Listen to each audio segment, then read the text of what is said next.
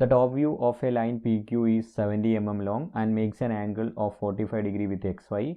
The end P is in VP and 15 mm above HP.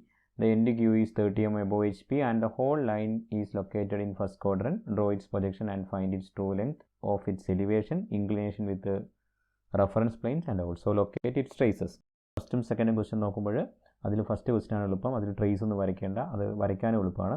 Given data and P is in V P എന്ന് തന്നു. P X Y ലൈനിലാണ്. അതിൻ്റെ front view P dash 15 mm above ആണെന്ന് problem തന്നിട്ടുണ്ട്.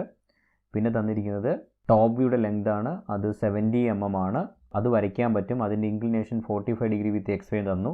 അപ്പോൾ P Q 45 ഡിഗ്രിയിൽ വരച്ച് കഴിഞ്ഞിട്ട് ക്യൂ ലൊക്കേറ്റ് ചെയ്ത് കഴിഞ്ഞാൽ ക്യൂ ഡാഷ് ലൈൻ വരയ്ക്കാൻ പറ്റും. And Q is 30 mm above H പിയും തന്നു. അതുകൊണ്ട് ക്യൂ ഡാഷ് 30 mm എബോ ആയിരിക്കും. അപ്പോൾ ക്യൂ ഇവിടെ കിട്ടിയ സ്ഥിതിക്ക് ഈ ലോക്കസിൽ ക്യൂ ഡാഷ് കിട്ടും.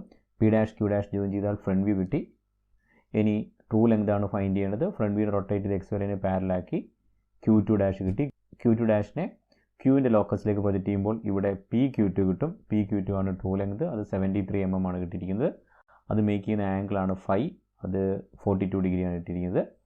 ഈ പി ക്യൂവിനെ റൊട്ടേറ്റ് ചെയ്ത് എക്സ് വൈ ലൈന് പാരലാക്കി ക്യൂ വൺ കണ്ട് ക്യൂ വൺ ഡാഷ് കണ്ടു കഴിഞ്ഞാൽ ഇൻക്ലിനേഷൻ വിത്ത് എച്ച് പി കാണാൻ പറ്റും. അത് തീറ്റയാണ്. ട്രൂ ലെങ്ത് സെയിം തന്നെ കിട്ടും. തീറ്റ ഈക്വൽ ടു 13 ഡിഗ്രിയാണ് കിട്ടിയിരിക്കുന്നത്. അല്ലെങ്കിൽ ഈ 73 ലെങ്തിനെ എടുത്തിട്ട് ഇവിടെ കൊണ്ടുപോയി കട്ട് ചെയ്താൽ മതി. രണ്ടും സെയിം ആണ്.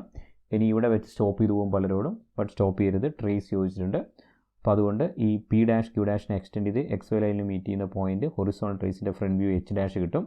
എച്ച് ഡാഷിൽ നിന്നും പെർപെൻഡിക്കുലർ പ്രൊജക്റ്റ് ചെയ്യുക. അതിലേക്ക് ടോപ്പ് വ്യൂവിനെ പി ക്യൂവിനെ എക്സ്റ്റെൻഡ് ചെയ്യുക ഈ എച്ച് ഡാഷിൽ നിന്നുള്ള പെർപെൻഡിക്കുലർ ലൈനിലേക്ക്. അപ്പോൾ ഇവിടെയാണ് എച്ച് കിട്ടുന്നത്.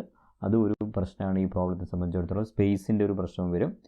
എച്ച് ഡാഷ് എച്ച് ലൊക്കേറ്റ് ചെയ്ത് കഴിഞ്ഞാൽ അടുത്തത് വി ഡാഷും വി ആണ്. അത് P is in V P ആയതുകൊണ്ട് എക്സ് വൈ ലൈനിൽ തന്നെയായിരിക്കും വിയും പിയും. പി ഡാഷും ബി ഡാഷും സെയിം പോയിൻ്റ് ആയിരിക്കും. ഇതാണ് ഇതിൻ്റെ ആൻസർ.